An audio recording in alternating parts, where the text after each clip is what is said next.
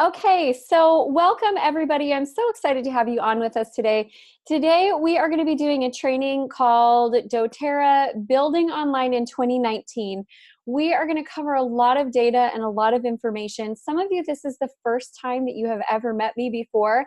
So I am going to give you fair warning. Grab a pen and a paper and minimize distractions.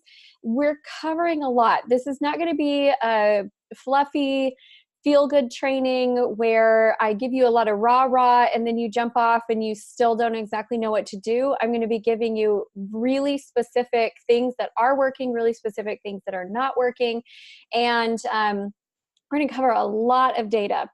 Now, as I am doing this, I originally wrote this to be a live presentation. I live outside of Atlanta. I had a lot of clients that were telling me, saying they were flying in for leadership.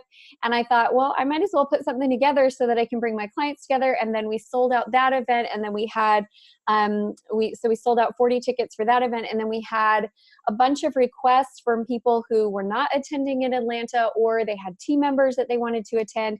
So we opened up this online training as well. And there's going to be a couple things that will be a little bit different with this online training than were in the in-person training. So I'm going to share with you those, and then we'll jump in and get started. We did a lot of Q&A in the in-person training. We're going to do a Q&A in the online training, but we're going to have to do it a little bit differently, because when I am screen sharing, I actually can't see the chat. So what we'll do is we'll do question breaks. So I'll go through some content, then we'll do a question break. So you will need to kind of save up your questions. And when I say question break, then we'll just go for it. So it is meant to be a workshop, not just a webinar where I talk at you. The other thing that is a little bit different with this training versus the one that we did live in Atlanta is live in Atlanta, we had all established doTERRA business builders. And today we've got a mix. So we have some who are established, we have some who are newbies. And I have different advice for you if you are a newbie than if you are established. So I'm going to try to separate out that advice, because it's a different process. You're at a different place. You have access to different resources. You're going to get a different speed and return on your investment. So I will do my best to kind of lay out the differences between those two. And so some of you will hear tips today that are not going to be for you. And that's okay, because there will be plenty of tips that are great for you as well. Okay, so we're going to jump in and get started.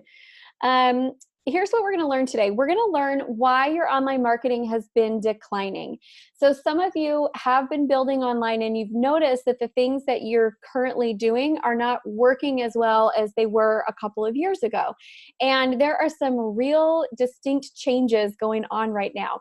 So we need to make sure that you understand what's not working anymore and why it's declining. And then we're going to talk about what is working in 2019, what's trending. We're going to start the process of mapping out your brand and your message. We're also going to start the process of mapping out your first funnel. I would love to say that we're going to accomplish those two things completely in 2 hours. But y'all, I would be lying. It's not possible to do in 2 hours. So what is possible is for you to get some real clarity and understand what needs to be done and start the wheels spinning, start that process. But what's not possible is it's just not possible to get it all done in that amount of time. Okay, so let's grab your attention here. So I do invite you to turn off Facebook, turn off cell phones. If you're really serious about taking your business to the next level, you're really serious about building your business online, this is going to be a critical piece, but it is going to require that you be fully present. So unplug and plug in. That's what I'm going to ask of you. Okay. Since a lot of you, I looked at this registration list, and I've been in business for coming up on 7 years. We're in our 7th year, and I've coached many, many, many doTERRA people. I was just thinking through about the number of presidentials and blue diamonds and diamonds that we've helped to build over the last 6 years, and the numbers in the hundreds. We have worked with a lot of doTERRA people. And I recognized very few of your names on this list, which was kind of fun. A lot of you we have never met before. So I'm going to go ahead and introduce myself. I am a mom to 5 boys, and I have out-of-date family pictures because 3 of these boys are now taller than me. This is only like 2.5 years old, and 3 of them are now taller than me. So my kids are in age range. They're 6, 7, 11, 13, and 16. My oldest drives now, and he is not excited about running errands for me, in case you were wondering.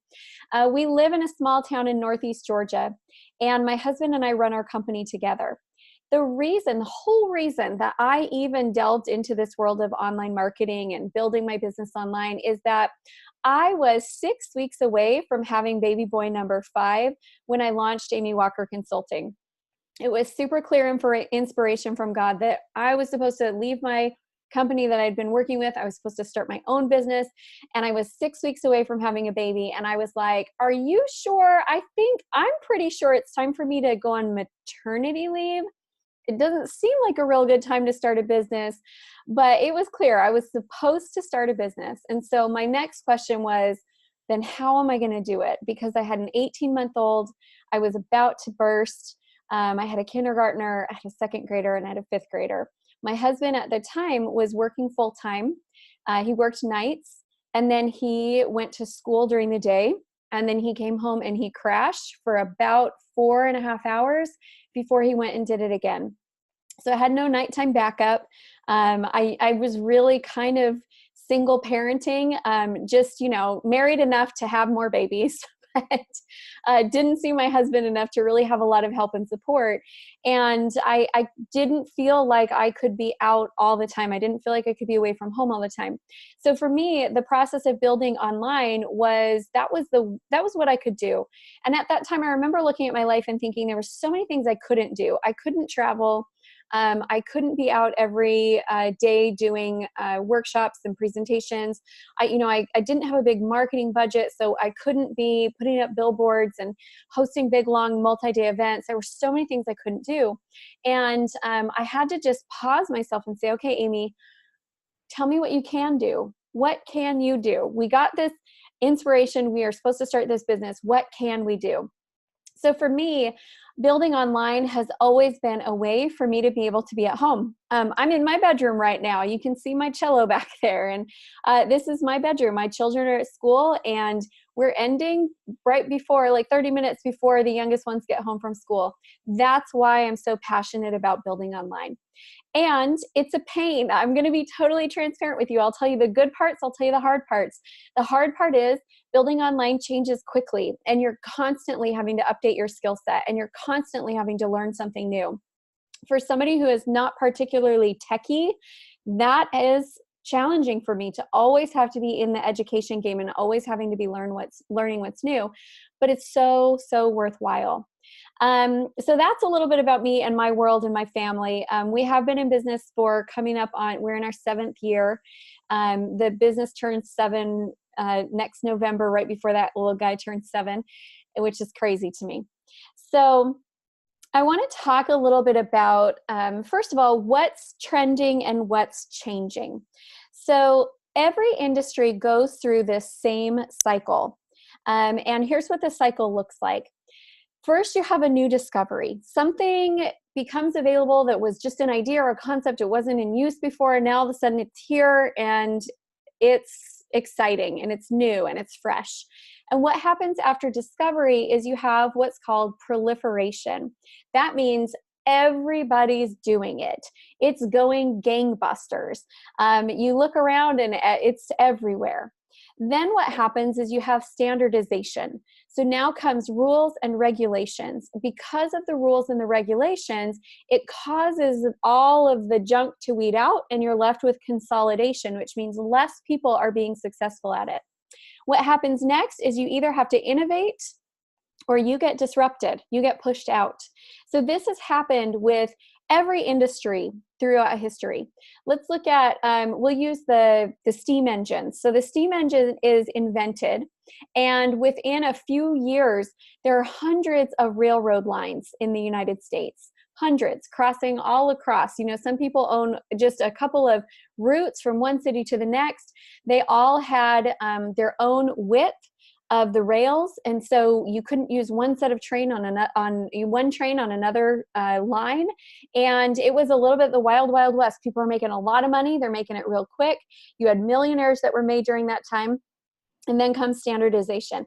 They set a standard width for the rails so that they could connect to each other.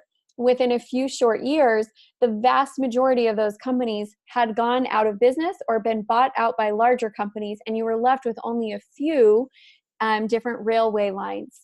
Then comes innovation or disruption. Okay, so a lot of people in, look, if you look at the world, the rail trains are a big thing. You know, you go to other countries, they travel by train. They've had a lot of, like, think about the trains in Asia, the trains in Europe. They've had a lot of innovation there. Our innovation here is that mostly our trains went underground and the big cities have subways, and there has not been a lot of innovation on the railway industry. Most of what we use, I mean, when you see a train, it's a freight train. It's not carrying people. So they had disruption. So that's what it looks like in one industry. I want to talk about it now with building online and what's happening with digital marketing. So we had the discovery phase, which was the late 90s to the early to mid 2000s. And that was where digital marketing was just becoming a thing. You know, the first banner ads were there. And then remember, we had the flash animation banner ads, and social media was brand new. And in the beginning, it was like MySpace, and it seemed like you really needed a lot of cleavage to be able to participate there. So, and then we had, in 2004, we had Facebook. In 2005, we had Twitter. In 2006, we had YouTube. I believe Instagram was 2010. And so then that's that proliferation phase where it's just going crazy. Everybody's all over the place. The first mommy blog launched in 2001. Within 10 years, there were millions of mommy blogs. Millions. And so it's going gangbusters, and it's growing fast. It's growing furious. Then standardization happened. So Facebook's algorithms, all of a sudden, all of that free traffic and free visibility that you're getting on your business page is not free anymore. Your group that was so strong and so active and so engaged, standardization happens, and it's not, the updates are not showing in the notifications at the same rate as they were. Engagement goes down. You could use events to invite the entire world to let them know that you're having an online class. And now the algorithms are not in favor of that, and people don't see your events. I mean, just within 1 year difference, I did the exact same event. It was called New Year, New You, did it as an online event. First, 2 years ago, we had over 250 people register with very minimal promotion. The second year, we had 40 people register with the same amount of promotion. So standardization is happening. It's causing that squeeze. So what happens is actually all the junk gets squeezed out, okay? So all the stuff that we could do, the spammy, the, just throwing things up there, just talking about it online, and we're getting people, it's not working anymore. And what's happening is it's causing the consolidation where you've got to do it better. And now is the time where we either get to innovate and we get to say, okay, we're going to learn how to do 2019 digital marketing. We're going to figure out what's working. We're going to get on top of these trends, and we're going to rock out, or you got to stop trying to build online, because the things that you've been doing are decreasing in effectiveness. They're just getting worse and worse and worse. So let me show you some trends. And those of you who are brand new to building online, and you're sitting here going, well, I really don't know about this. I haven't experienced this. That's totally fine. You don't have to have been through this. Those of you who have been building online, you know exactly what I'm talking about. Your visibility on your business page is dead. Your engagement in your groups is like eking along. Events aren't working anymore. I mean, there's so many things that you've done in the past that worked, and it's just not happening anymore. So what I will tell all of you is that the opportunity is still there. It's alive, it's strong, it's great. It's just moved. It's moved in different places, and it's performing differently, and we have to do things better than we've done them before in order to get them to work. So let's look at some stats. This is Facebook's page organic reach, so your business page. In 2012, you had like a 17% engagement rate. By 2016, it was a 0.5% engagement rate. And guess what? They haven't released that number for 2 years. Why? Or more than 2 years. They haven't released it. Why? Because there's not organic reach. You can't build an organic audience on a Facebook business page anymore. It just doesn't work. Does it mean you shouldn't have a business page? Does it mean you should abandon Facebook? No, because they're still the strongest ad platform to date. But it does mean that you're not getting free engagement there. And if you think, well, I'll just use my personal page to build my business, okay, but you can never run ads, and you will want to run ads and drive traffic at some point.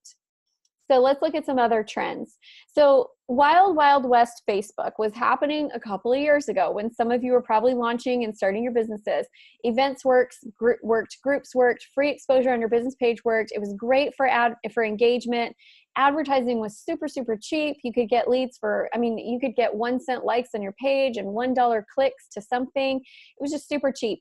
Also, this was pre-FDA smackdown. You could say whatever you wanted online, and you didn't have to say, for respiratory support, you could actually say, when your kid has a cough, give them this, right? So that was the wild, wild west of Facebook.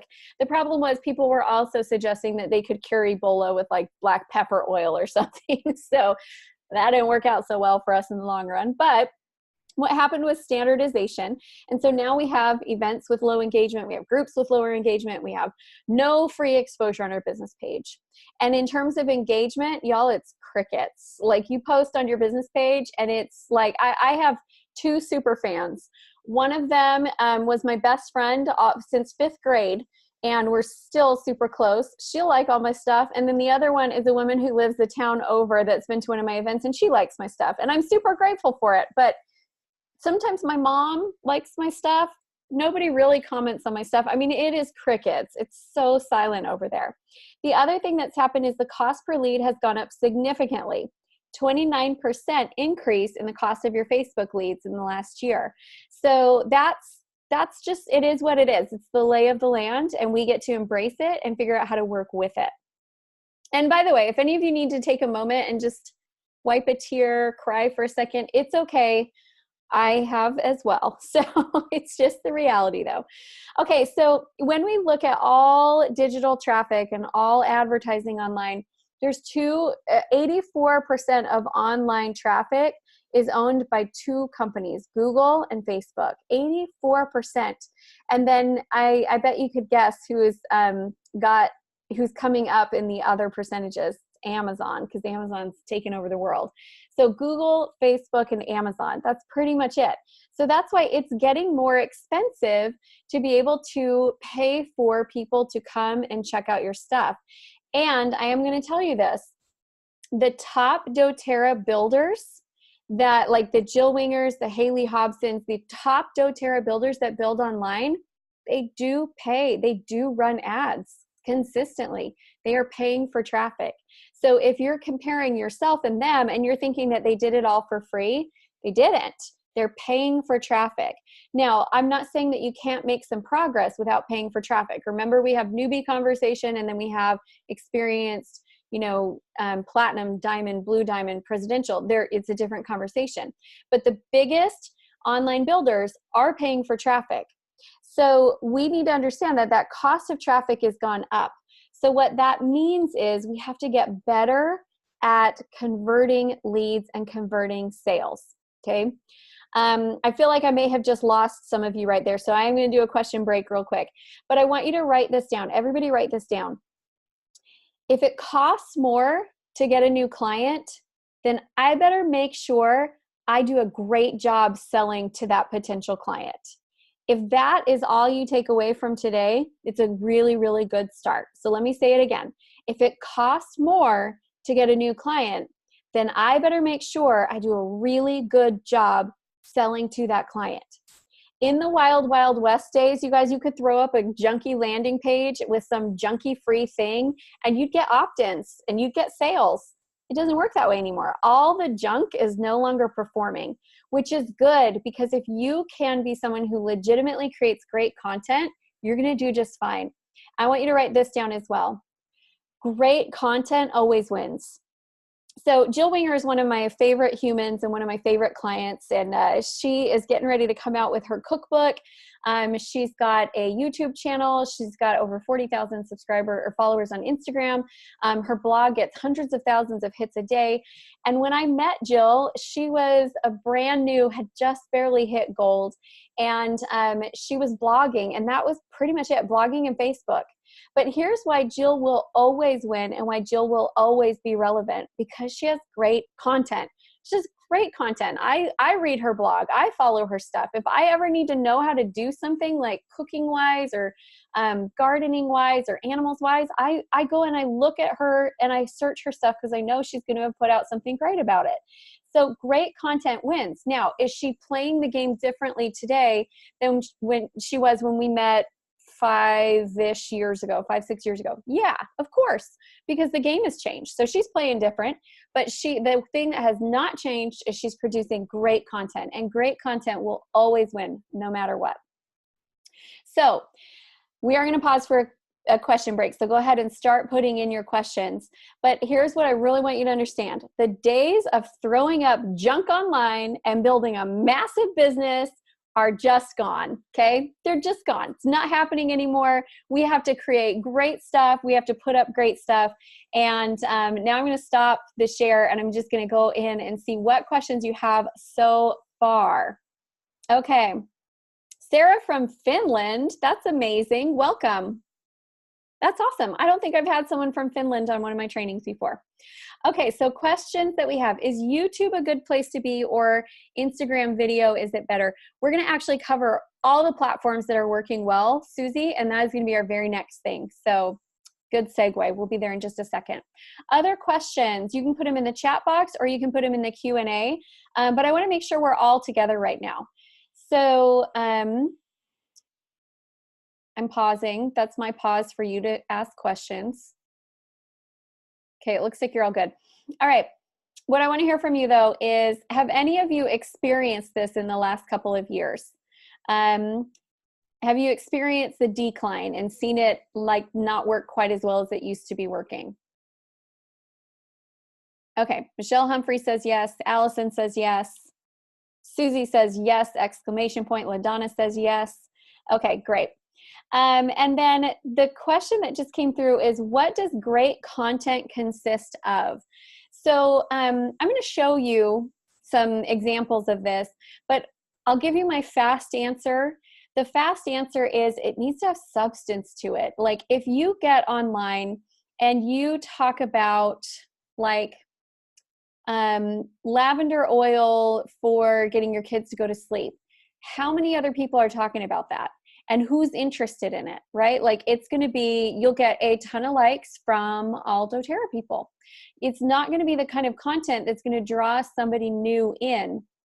So repeated content that I can find anywhere from anyone, that kind of copy paste. Even it was a big thing a couple years ago that you would just get a subscription to a company that created all the content and then you just post their content. But it's the same content 10, 15, 20,000 other people are posting, right? Those don't perform well anymore because Google has gotten really smart. Facebook has gotten really smart. They know when you're posting original content. They know when you're not posting original content. So they want to hear your voice. They want to hear your thoughts, your view of the world. They want to be able to feel connected to you. They want to know that you have something to offer them. And it's more work, right? It's more work than being able to buy a subscription and just send out posts and just pre-schedule from a, drag and drop menu, but it's going to produce much better results for you. Okay. So, okay, couple questions came through here. So best ways to take a social media follower and bring them into doTERRA without a phone call. That is going to be funnels and webinars, which we will talk a little bit more about. Okay, so Facebook is dead. Don't get response from Instagram. Should you drop Facebook? You have to keep Facebook because of driving traffic and ads. You really do. And the other thing is Facebook and Instagram sync really well together. So there's a couple things that Facebook has just announced that they're doing to integrate those two platforms more. But I would put my new growth strategy on Instagram for sure, hands down. And they are flooded with the same content because everybody knows that Facebook is dead for engagement. It's just not working. Okay, so suggestions on automation and messenger bots. Yeah, we're going to talk about those. I actually have them in my slides. Okay, so let's keep moving forward.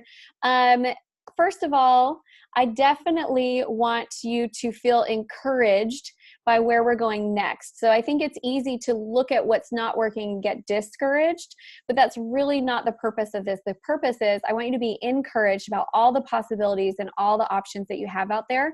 So we're going to start going through what is working. So let me pull back up my screen share here. And we'll keep moving. Okay, so here we go.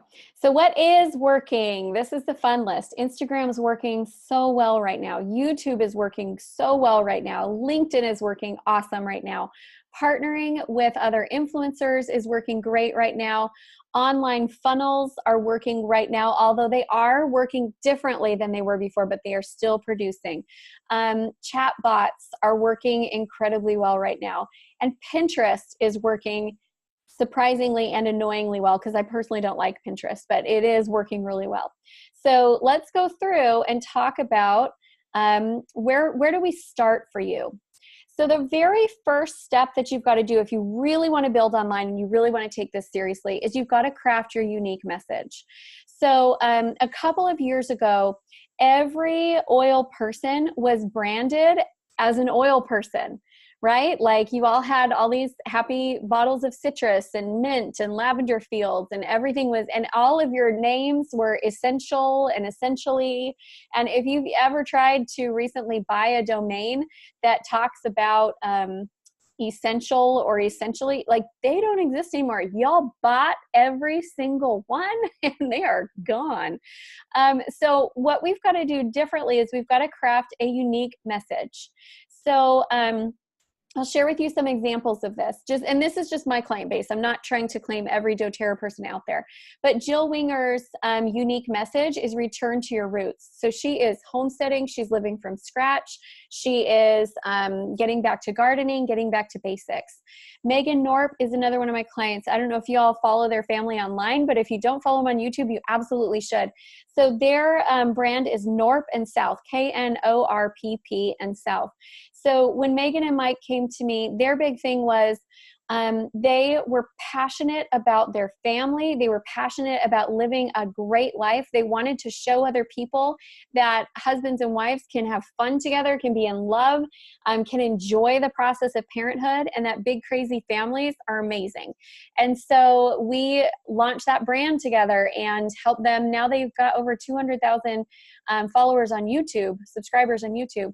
And it took them from platinum to blue diamond. So, and that happened in a relatively short period of time. So that was their unique message. Let's see. Heather Patnod is another one of my clients. And right now, Heather Patnod is coming up with her brand. And she is, for those of you who don't know Heather, she's turbocharged. I love Heather. She's like, get in there, activate her, get it done, big dreams, big goals. And yet she's this everyday woman. She is a regular mom. She's a regular wife. She could buy a mansion if she wanted to, but she lives in a really simple home because she's very adamant about being debt-free and really, truly living a life of freedom. And so her brand is Everyday Women Doing Extraordinary Things. And she's focusing on helping everyday women be able to build amazing lives and amazing businesses. So these are unique messages. Not just, and now, do they talk about oils? For sure, right? We're not hiding the fact that, in fact, I had a client recently, she's like, should I put on my Instagram that I do doTERRA? I was like, yeah, you are a platinum girl. Like you worked hard to get to that point. Of course, we're not hiding that.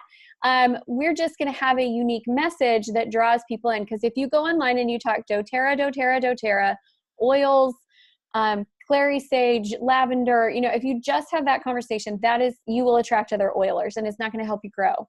So craft your unique message. Okay, there's 4 components to your unique message. And I want you to think of this like an iceberg, okay? An iceberg, 90% of the iceberg is below the water. You don't even see it. The Titanic learned that lesson. So what you do see is what's happening above the surface. And that's your visual representation of your brand. And people make the mistake too often of thinking, okay, I'm launching a brand so I can build online. I need to go get a logo. I need to go get my colors. I need to get templates for my social media. True. not what you need to do first, though. What you need to do first is you need to start and do all of those things below the surface so that you can have a great representation of your brand. So the very first thing that you're going to look at is your avatar. Who do you want to speak to? Who do you want to serve? Who are you passionate about working with? Who do you want more of in your business? Now, who are you passionate about working with, and who do you want more of in your business are not always the same, right? Like, I have met people who they are passionate about helping domestic violence survivors, but domestic violence survivors are not great leaders in their business because their life is still coming out of such chaos that they might be great builders 5 years down the road, but they're not great builders right now. And so you need to think through this, like, who can I run with? Who can I build with? And how can I think of your favorite customers, your favorite team builders. How can we create a profile and go hunting and fishing for those people and pull them in by the hundreds? How can we do that? Who do we really want to work with? So craft that avatar. The second part is, what is your mission? What are you trying to accomplish with this conversation? So my avatar has shifted over the years. My very first brand that I launched was Amy Walker Consulting, balancing business and family. And my first avatar was a mom who wanted to build a business. And then I jumped in and started working with moms who wanted to dabble in business, and I was overwhelming to them. Like, you guys, I work hard. I ask my clients to work hard. I want to produce great results. I don't want to just dabble around and play and stuff and find my customers are not growing and progressing. That's frustrating to me. So like that first avatar, they wanted to dabble, and Amy doesn't dabble. It's not even in my vocabulary. I don't know how to dabble. Like I'm doing it. If we're doing it, we're doing it. So my avatar was a little bit wrong. But my message or my mission has really never changed. So even though the avatar has shifted with time, as I've learned more about myself and I've learned more about who I create great wins with, my mission has never changed. So my mission is to be able to empower entrepreneurs to create businesses that give them financial freedom, are in alignment with their personal beliefs, give them the ability to build great relationships, and also have global contribution. So I feel like when those pieces are in place, that it's financially viable, it gives us time freedom, it's in alignment with our values, it helps strengthen our relationships, and then we can go and we can do massive amounts of good in the world. And I have clients that are running missions in Haiti and are teaching entrepreneurship to girls in Africa. And I mean, they're doing great things, building wells across the world. So they're doing really good things, and their business has to be managed for them to get there and in a way that really honors them. So the mission's always been the same. The avatar has adjusted with time. And I'll tell you, sometimes people spend a lot of worry trying to hit this nail on the head.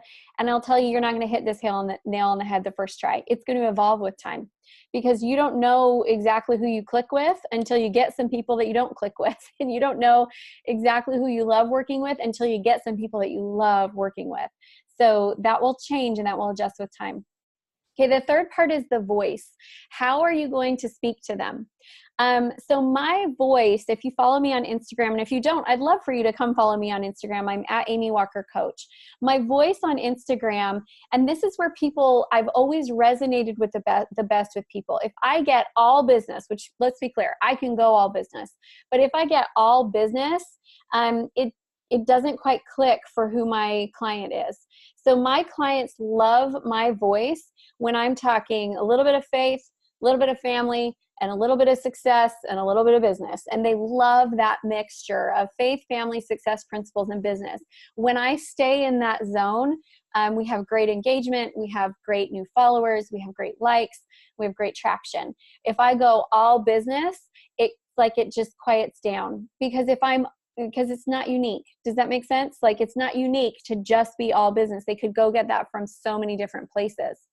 But the reason they come to me is because mom of 5 boys, actively involved in church, happily married, actually love hanging out with my husband. Even this morning, I was like, we haven't gone on a date in a while. I'm going to see if we can sneak out right after this is done and go grab lunch before the kids get home, Like, that's unique. That's something that you don't necessarily see a lot of people cross the thresh marks that I've crossed in business and still be as strong on the home front as we are. So it's unique, and that's what they love about us. So the voice is how are you going to talk to them? What is that message? I would choose like 3 pillars. What are your 3 pillars that you can talk about those things day in, day out, and everybody will love it? And then comes the visual representation. So the visual representation is how will we show people, okay? So are we doing video? Are we doing graphics? Are we doing, what are the pictures going to look like? What filters are we going to use? What will our logo look like? What will our landing pages look like? How are we going to show this to people? What's the writing style? Where are we going to put all of this information? So this is something that I'm going to highly recommend that all of you take some time doing, thinking through these 4 steps: the avatar, the mission, the voice, and the visual representation. Okay. I can see that somebody put a question in the chat, and I actually can't see the chats while I'm screen sharing, but I did discover I can see the Q&As. So if you want to take that question you just put in chat and you want to put it over into Q&A, I can see it there and we can answer it while we go. Okay, so what we're going to do now that we've kind of thought through our avatar and, you know, kind of our messaging and our unique message that we're going to share with the world, the next thing we're going to do is we're going to talk about the different platforms. And I'm going to go through and share with you pros and cons, what's working, what's not working, give you some useful tools, give you some best practice tips. So you can start thinking, where do I want to play? I will tell you, here's my caveat. I do not recommend that you try to win in all the platforms at once. It's hard to do. It takes a lot of time and energy, and it can kind of burn you out and make you less impactful. So I do recommend that you play now. And I know if you follow me online, I actually do play pretty seriously in 3 platforms right now. So Instagram, LinkedIn, and YouTube.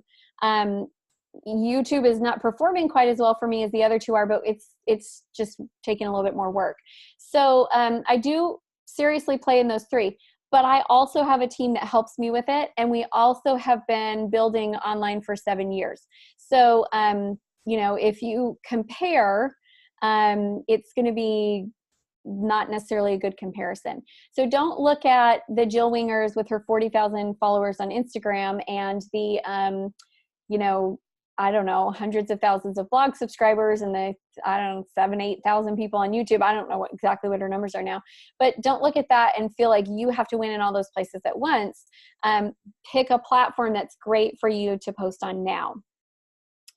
Okay. Okay, sounds good. So platforms, Instagram. I am really loving Instagram right now. I did not start playing on Instagram until 2 months ago. And in the last 2 months, we have gotten so much traction. We're getting about 50 new followers a day without having put any budget into it. So 50 new followers a day without budget is pretty cool. Well, I can't say no budget. We're using a couple of apps, but like we haven't been paying for ads. We haven't been driving traffic. We haven't done any paid promotions yet, although we are doing our first one this week. So it's been I've been really impressed with that traction. So let's talk about some best practices with Instagram. Best practices for fast growth. Number 1 is focus on increasing your impressions. So Instagram is a pretty simple, pretty straightforward platform. The more people that see your stuff, the more people that will click your profile, the more people that click your profile, the more people that will click on your link, and you can lead them into your funnel. So focus on increasing impressions. When we first started doing Instagram, I was on Instagram before. I don't want to make it sound like I went from no account to having 2,500 people in 2 months.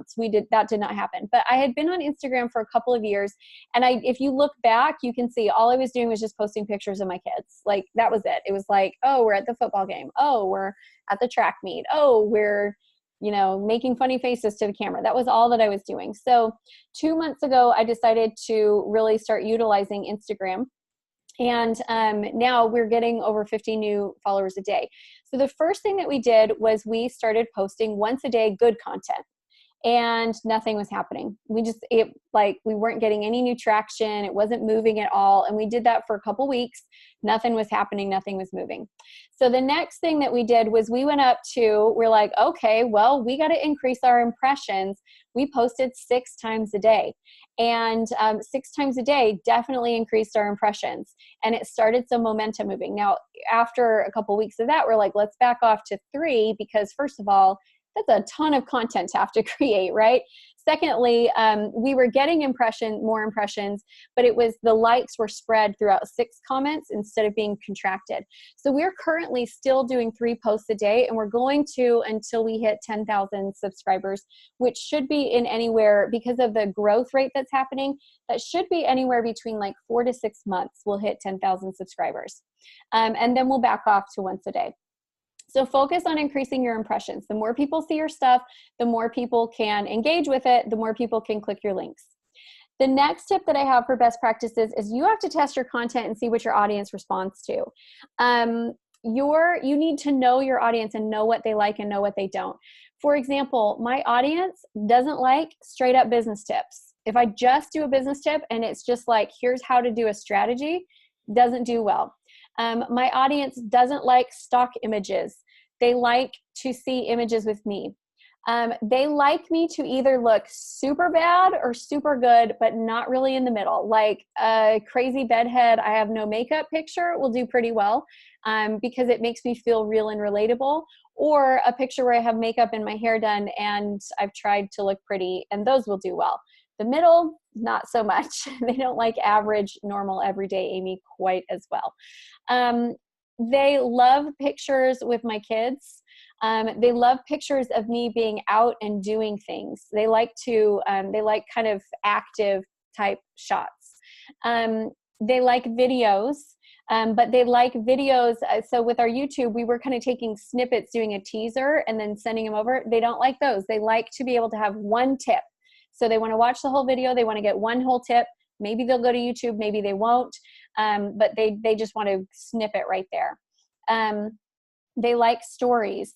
So I know what they're starting to respond to, and they love when it's a little bit of faith, it's a little bit of family, it's a little bit of business, and some success principles wrapped together.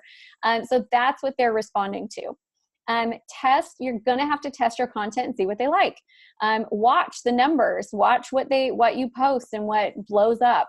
And then stop posting the other stuff. My husband actually helps manage our Instagram platform, and we had this big debate over this picture with a crazy hat that I was wearing. I loved the hat, and he was like, that picture is not going to perform well. That picture is not going to perform well. And I was like, no, women love hats. It's going to perform well. He was right. It did not perform well. So as you but the thing is, he's watching those numbers every day, so he knows what's going to perform and what's not going to perform. The next strategy, it's Gary V's Buck 80 strategy, okay?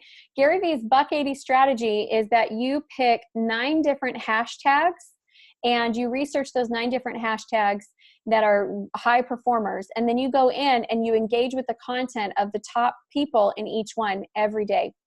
So it's like 80, so it's 9 and 9, so it's like 81 posts, 81 comments that you do each day. That is killer for free engagement. It's made a huge, huge difference. I mean, like our impressions went up from on average being like 150 impressions per post on an average post. It pretty much doubled the impressions per post by going and doing that Buck 80 Gary V strategy. And you can look that up online. You can find a video on YouTube if you want to learn more about it. Okay, so the next part is the hashtag strategy. So you need to be using the right hashtags, picking hashtags where you can actually win. One of the tools that I'm about to show you actually has hashtag research in there and will help you with selecting the right hashtags for your page. So let me show you some of my favorite tools now. Useful apps. Lightroom with purchasing a filter package is going to produce the best quality images. It just is. And so if you want the best quality images, use Lightroom plus purchase a filter kit. I am currently using Snapseed because I have to manage things one at a time. Okay, so I am by nature, I love to write. I love writing my content. I'm not a photographer. I do not love being in pictures. what I do to get all my pictures is I go and I take one day, I change my clothes like 10 times. We go all around, we take a bunch of pictures. I got my pictures done for the day. It's one of my least favorite days of the month because I just feel awkward and like a little too momish to be posing for selfies all day long. So don't love it, but we get the pictures that we need to go with the words that I actually am really passionate about and care about. And then we've been using Snapseed because it's just simple. You know, I needed to kind of take on one thing at a time. So first was just get better pictures. Second is now we're going to work on how do we have better filters so they look better. But you do want to use the same filter all the time. So when we use Snapseed, all of our filters have pop and then vintage 4. Every single picture has that right now. Now that will change as we upgrade to Lightroom, but if you just need something easy and you know photography is not exactly your forte, I recommend Snapseed. It's really easy. Tailwind is the app that we use to pre-schedule and pre-plan our posts. So we like it because you can pre-schedule videos, you can pre-schedule all your content. It does the hashtag research for you. It also can send your Instagram stuff to Pinterest if you want to do that. Although it's not as good as it could be if you posted directly to Pinterest because it doesn't send links along with it. Anyway, it tells you what times of day to post based on your audience, and it releases things at, you know, the best possible times. Later is another app that is really, really popular. We use Tailwind, but Later is another app you might want to look into. Social Steez, which I think is a terrible name, but it's a great service. Social Steez is a subscription where they do some automation for your engagement and help you to grow your number of followers. That one is a paid program. Within all automation online, you have to be careful not to push the limits or they'll shut down your account. So Social Steez, the reason why it's so well known is because they're conservative and they don't push the limits and get your account shut down. And then Everliker is next. So Everliker is actually free. It's just a Google plugin that what it does is it goes in every day. It likes other people's content based on certain hashtags.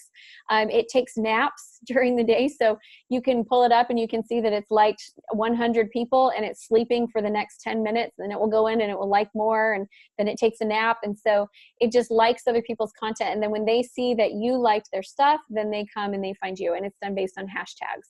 So those are some good tips to get you started on Instagram. Let's go next to YouTube, and then I'm going to go through the different platforms, and then we'll do questions after that. Okay, so best practices with YouTube. YouTube, first of all, I have to tell you, YouTube is the high maintenance girlfriend that will not be ignored.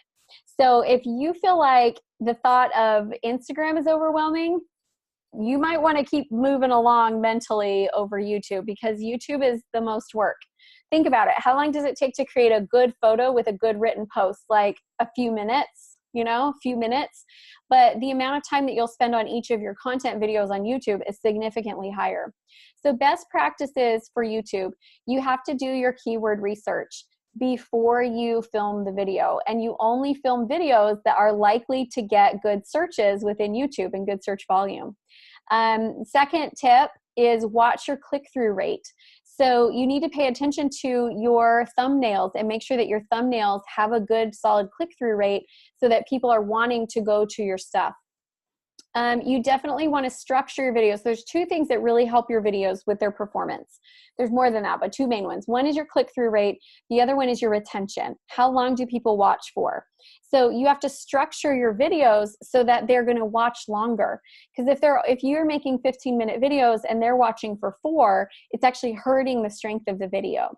So you want to structure your scripting so that you're keeping people longer.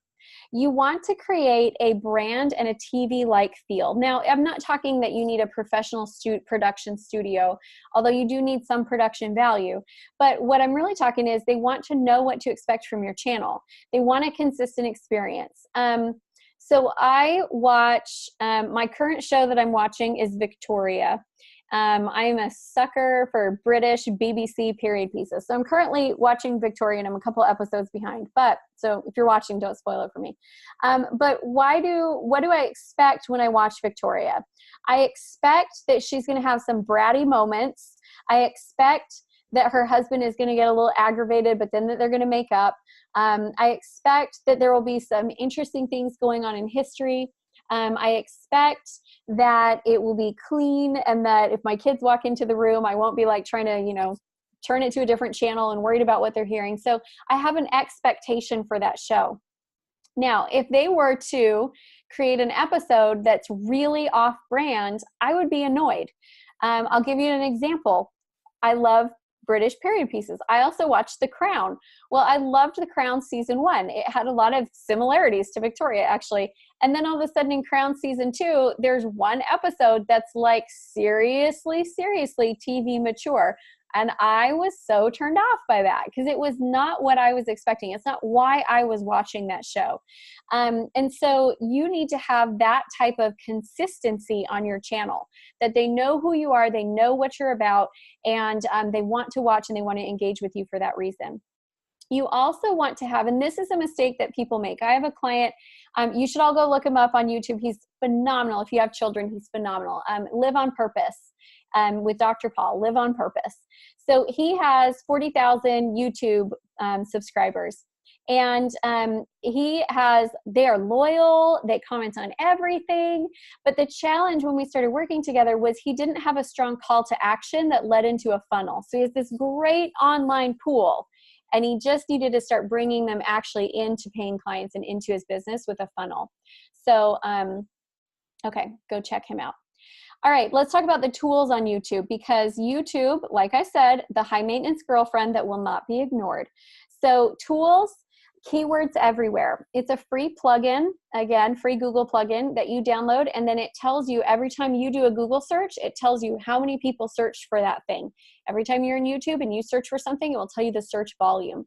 You do not want to try to use keywords that have more than 1,000 searches a month, especially when you're new to the game. So pick keywords that don't have a lot of competition. The second tool is TubeBuddy. And TubeBuddy will show you how likely your channel is to be able to rank with certain keywords. I will be honest with you, total transparency. I'm in a competitive market and it's tough. The business market, there's so many people doing YouTube channels. And so it's hard to be able to get keywords where I can win. It takes me about 20 to 30 minutes per video to find keywords that we can actually win in, which is why YouTube is moving slower for us than the other channels, because it takes a lot of time. So we want to make sure that we are using the right tools. Now, I had a doTERRA person, though, at my live class last week. She's like, oh my gosh, it's like 10 minutes and I can find keywords that work with TubeBuddy. And I thought, I'm jealous, but happy for you, but slightly jealous. Okay, people to follow on YouTube. There's two people that I have found to be really helpful. Ron Lyons is one. His channel is new and he is still really accessible. So like if I have a question, I can ask it and he'll tell me. Sunny Lenarduzzi is the queen of YouTube. She has a program called YouTube for Bosses. She has tons of videos online all about how to build your business using YouTube. She is big though, so she's less accessible. So the combination of those two is a really great combination. I recommend that you go follow them both. Okay. Sarah's asking, what's a funnel and how do I make it? I'm actually going to show you in just a minute. So hang tight with me. It's coming. Okay. Next is LinkedIn. So LinkedIn is another one of my favorites. LinkedIn is a great platform if you are a businessy person. If you want to talk about the emotional healing of oils, or you want to talk about oils for children, no. If you want to go on and talk about, best practices for building a business, becoming financially independent, growing a business through social media. I mean, if you want to be a business person and then you want doTERRA to be the product for that, great. It's a great platform for you. So best practices on LinkedIn, you want to be posting data-rich content. So LinkedIn's all about the information. They want great information. They love articles. They love long-form posts. Long-form posts. Let me grab a drink of water. Okay. They want you to be somebody who brings value into their world and somebody who's they like your content. This is why LinkedIn's been one of my strongest platforms for a long time, because I love cranking out great content. So I've been blogging for 6 years and I love it. So long form, Amber, long form content, that's a great question. It's a longer post that's like multiple paragraphs, not as long as an article, not as structured as an article, but not one paragraph. It'll be like anywhere between 3 and 5 paragraphs probably. So a little bit more storytelling, a little bit more informative, just a longer post. And you see those on all the platforms right now. Long form posts are just doing kind of well. Other things to do on LinkedIn, you do need to spend some time getting your profile to look good. So organize your recommendations. Put the things that you want to be recommended for at the top, because a lot of people, when they're recommending you, they just click whatever ones are at the top. So what you want to be known for, put them at the top and get those moving. Keep your profile up to date. Add any new information that comes in. Communicate with people. Also ask for testimonials and then organize your testimonials.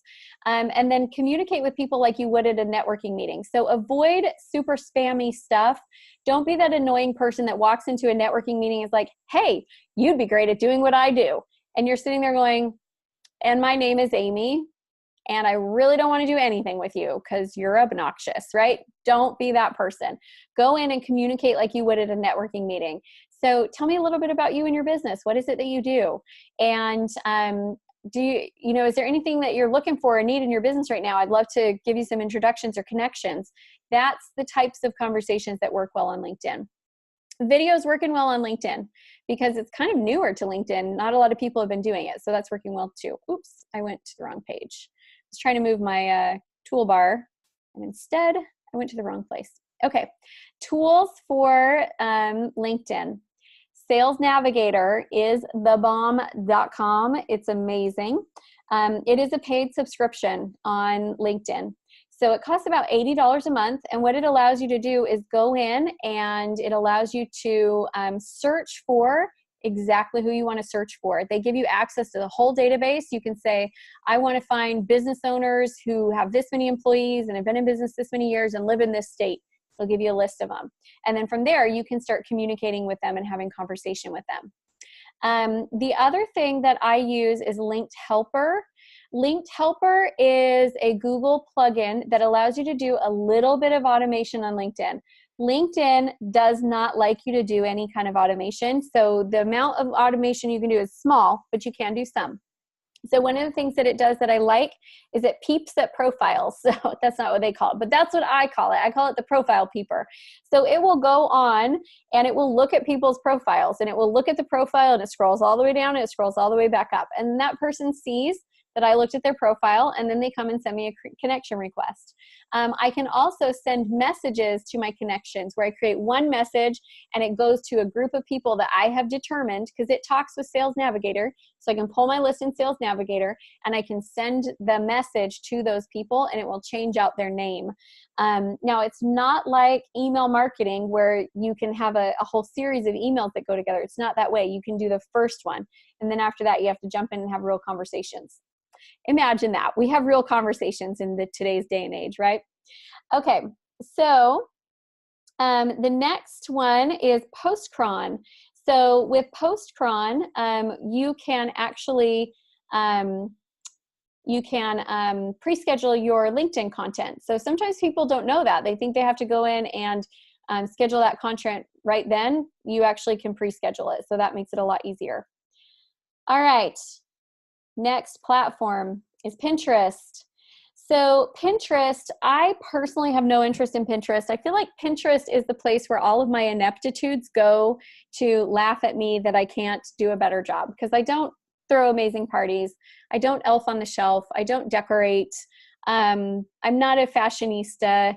I mean, there's just a lot of things on Pinterest that I'm like, it's not really me. However, it is the most powerful site for driving traffic to your website. So LinkedIn, when you can put it on your blog, and I actually wanted to show you an example of this because Jill Winger does this super well. So let's pull up Jill and that screen sharing, start another. Nope. Where do we go? Okay, so let's pull up the prairiehomestead.com.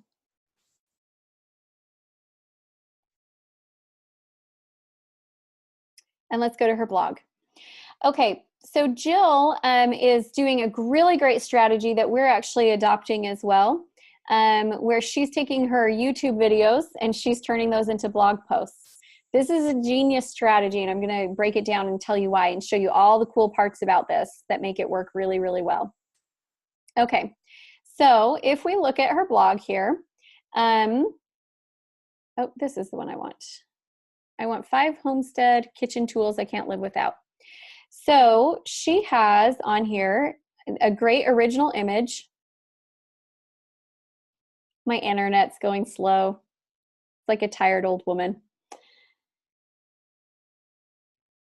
It's because I live in a rural county, so we don't have the best internet, and then Zoom takes up a lot of the bandwidth, and so it just gets tired.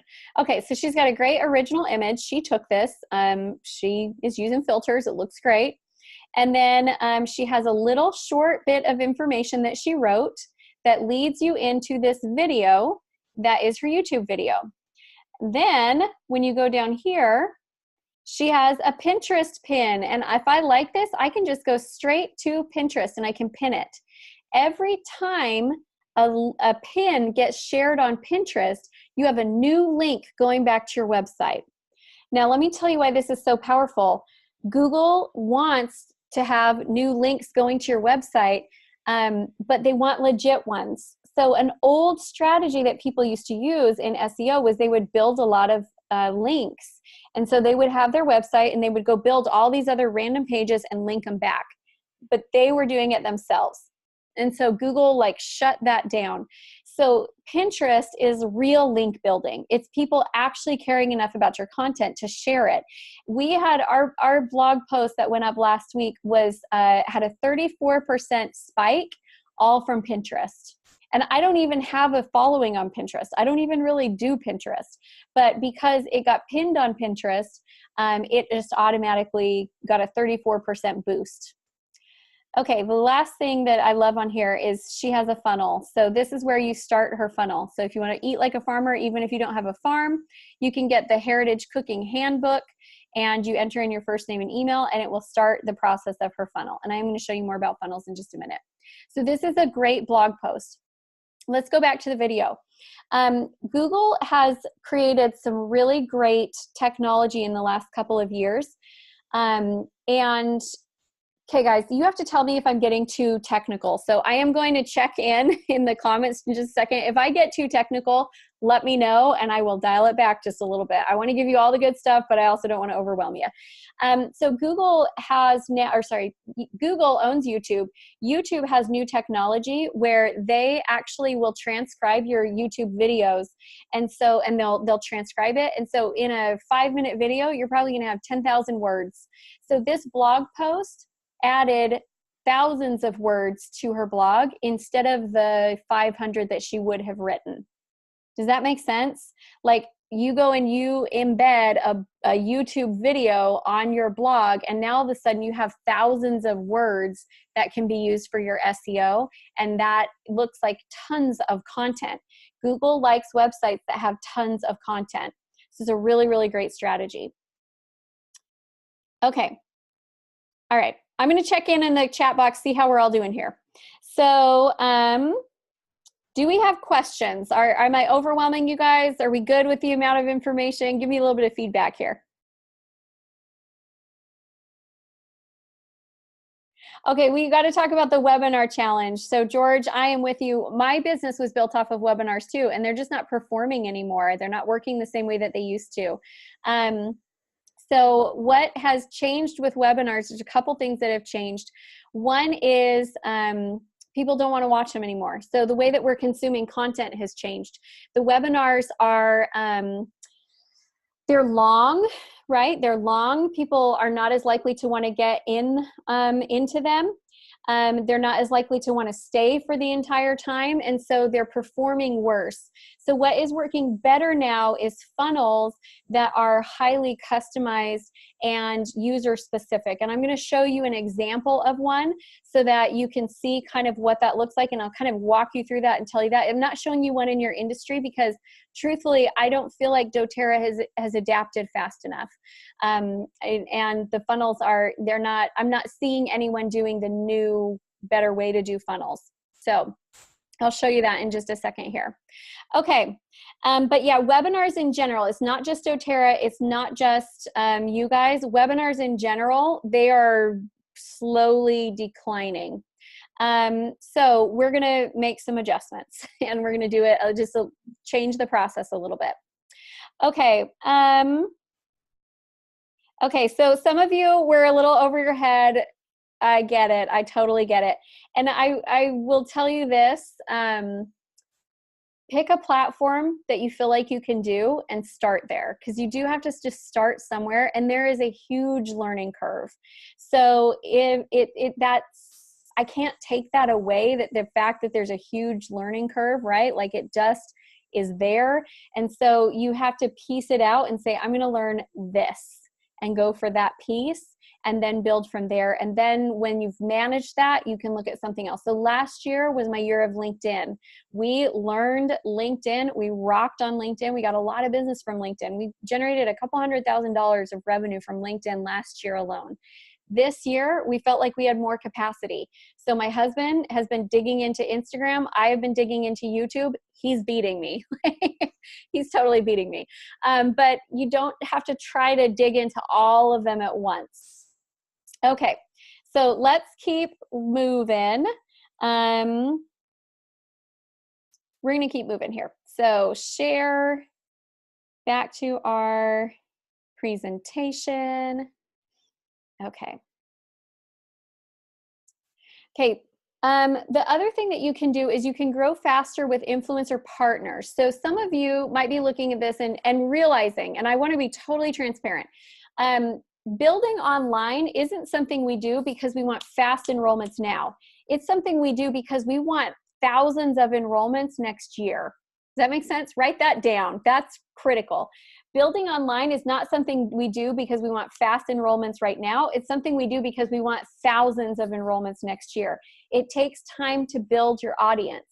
The faster track, if you're looking for what's a faster track online, is to find somebody else who already has an audience, recruit them, and let them build to their existing audience. That moves fast. So if you want to grow faster and you're looking at this saying, okay, I want to grow fast, and I know I want to grow online, I know it's going to take some time to build my brand up, but I want to do it now, then you need to link up with other influencers. So ways that you can do that, you can start engagement pods, get other influencers together, and you all comment on each other's stuff.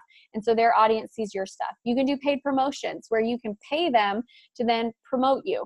I've been in talks with a company, organization on Instagram for the last 2 weeks, and we are going to be moving forward with a paid promotion.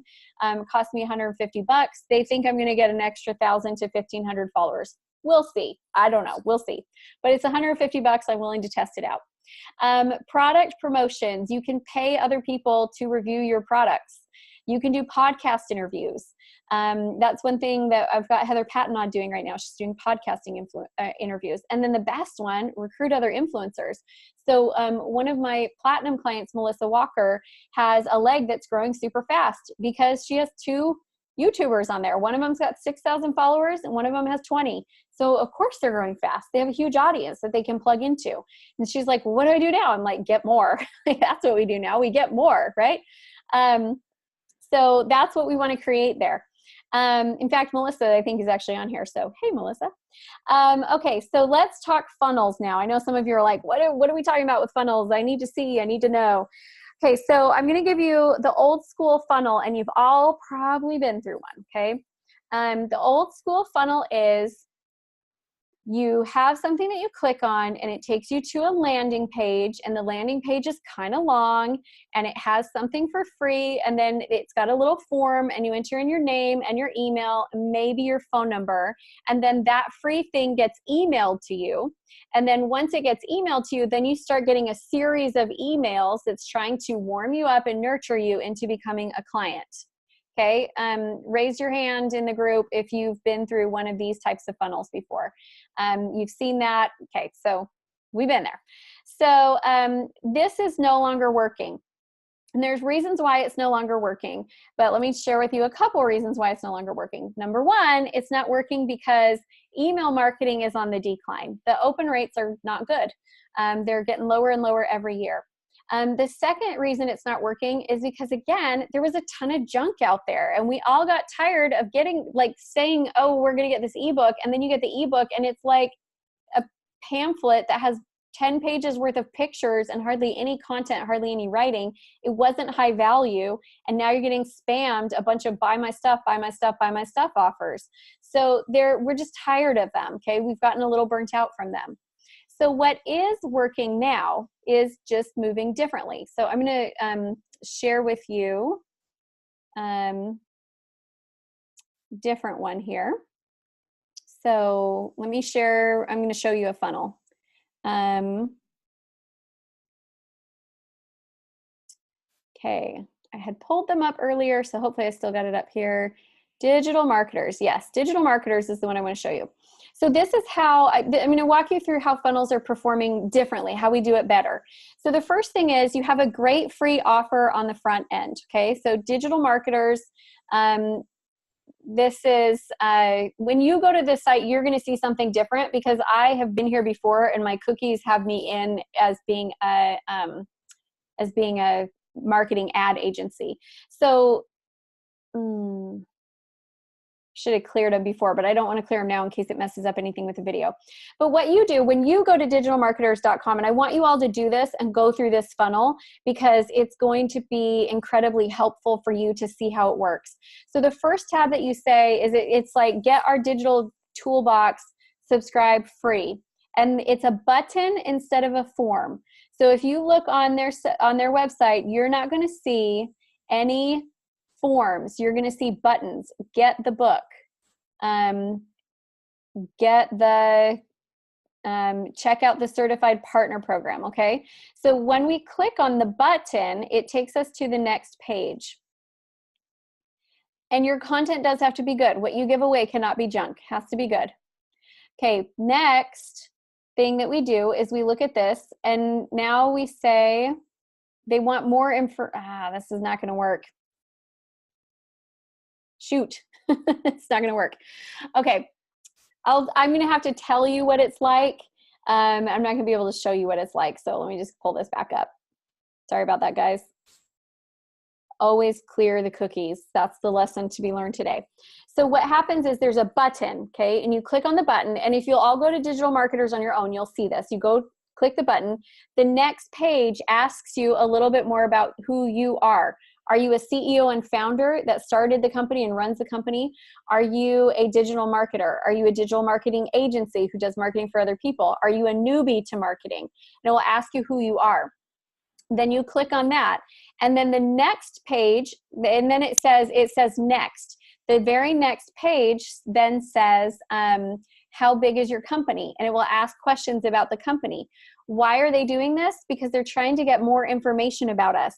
Because then when you click next again and you finalize it, the last page where you get the thing and your thing downloads, the last page is an offer for something customized to you. Okay, something customized to you. So for example, if you put yourself in as a newbie marketer, you will get a different offer than what I get as somebody who does marketing for clients. I will get a different offer. So they're asking me to be part of their partner program instead of showing me what they're going to show you. Does that make sense? Because we're trying to get better, more accurate information. I know this is a little bit over some of y'all's heads, and that's okay, but write this down. If it costs more to get a lead, we have to do a better job at selling to that lead, okay? It is costing more to get a lead these days, so we have to do a better job at converting them. If traffic is going to cost more and visibility is going to cost more, then we have to do a better job at conversion. And so what they're doing, so back to the webinar question, I would not be still doing webinars. What I would be doing is a great free content piece that they want. Then I would gather information about them. And then I would show them a different offer depending on what information they just gave you. That's what I would be doing to convert instead of webinars. And hallelujah, doTERRA just came up with your new links. So you can actually put links to take them straight to buy a specific product from you. They're making it so much easier for you to be able to do this and do this well. So the goal here is we're wanting to get more information during the opt-in process so that we can create a customized user experience. That's what we're trying to do. The other thing that is really working well online right now is having a great bonus offer. It's funny how you'll buy something sometimes just because you want the bonus, like a t-shirt or a hat or a sticker, or it's the whole Sports Illustrated football phone. Sports Illustrated was like going down and they were losing subscribers super fast, and then they introduced the football phone, and all of a sudden everybody wants the football phone, so now they're getting their Sports Illustrated subscriptions. It's that concept and that idea. So having a great bonus offer, something that they get for free, helps as well.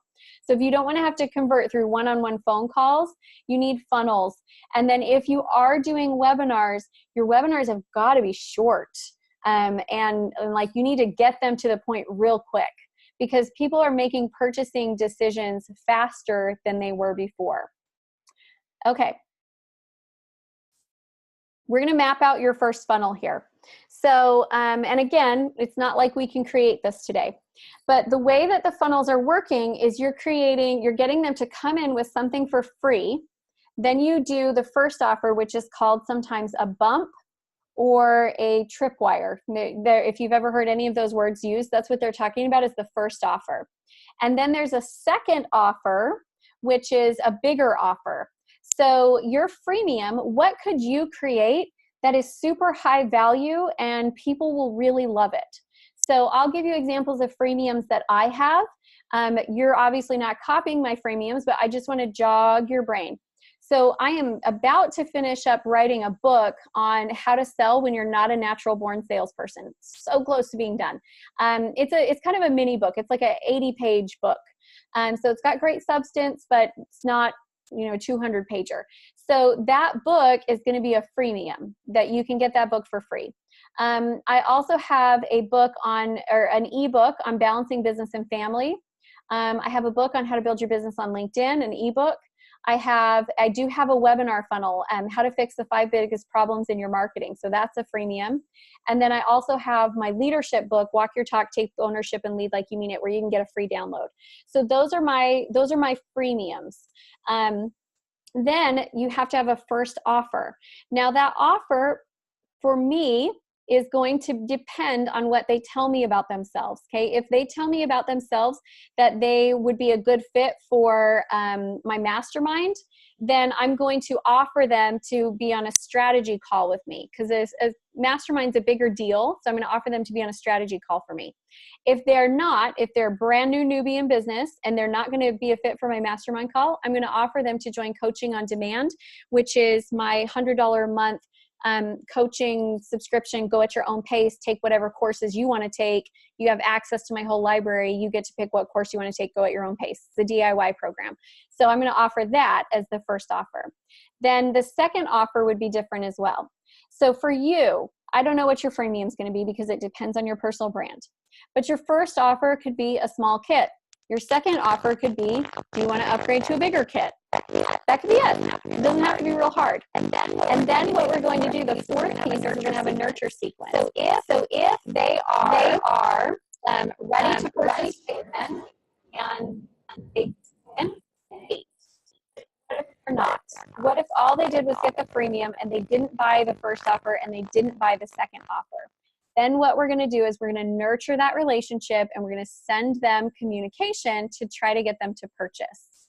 Okay, I can see that we have questions. So I'm going to go and answer some questions in here. We got a lot. Okay.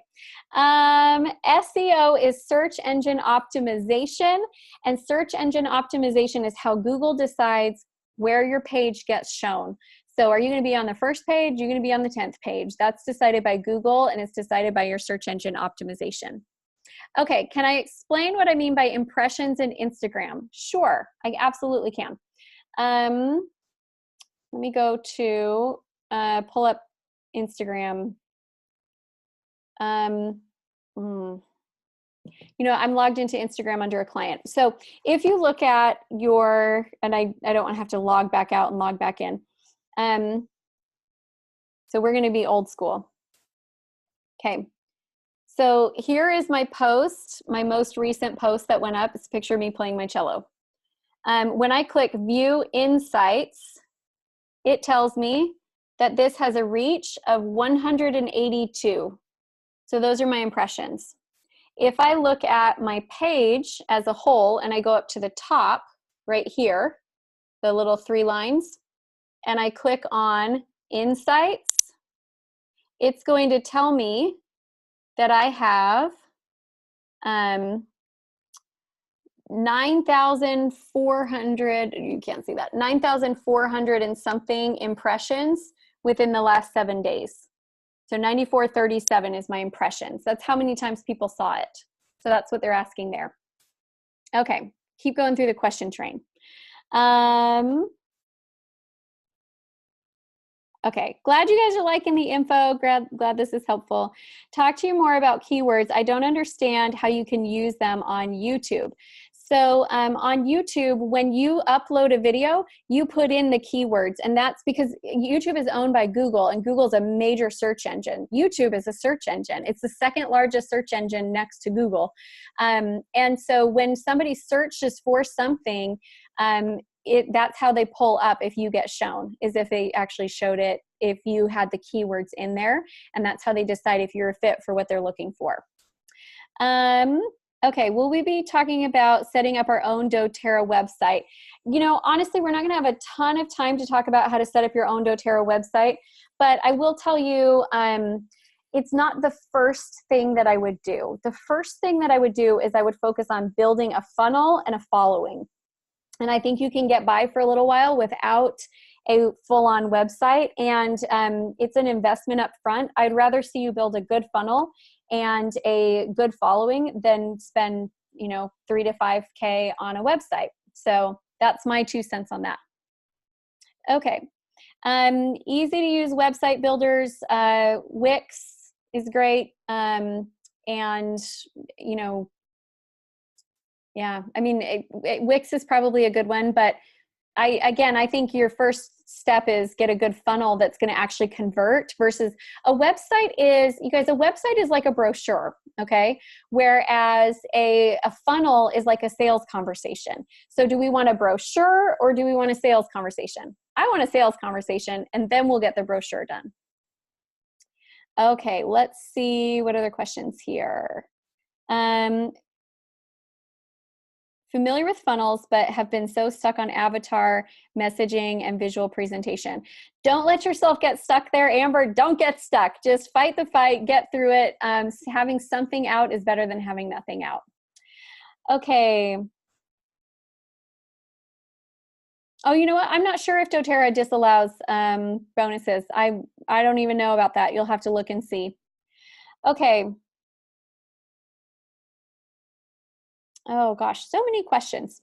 Oh, is my audio still having issues, you guys? Let me stop the share, come in here. Hopefully I haven't been sounding like, okay, is my audio's back? It's good? Okay, so, all right. The nurture sequence. Yeah, I will repeat the nurture sequence.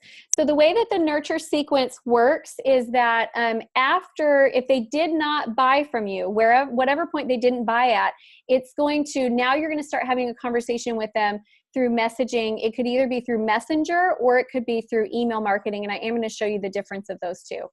So that's what we want to pay attention to, is making sure that if they don't buy, then we move them through.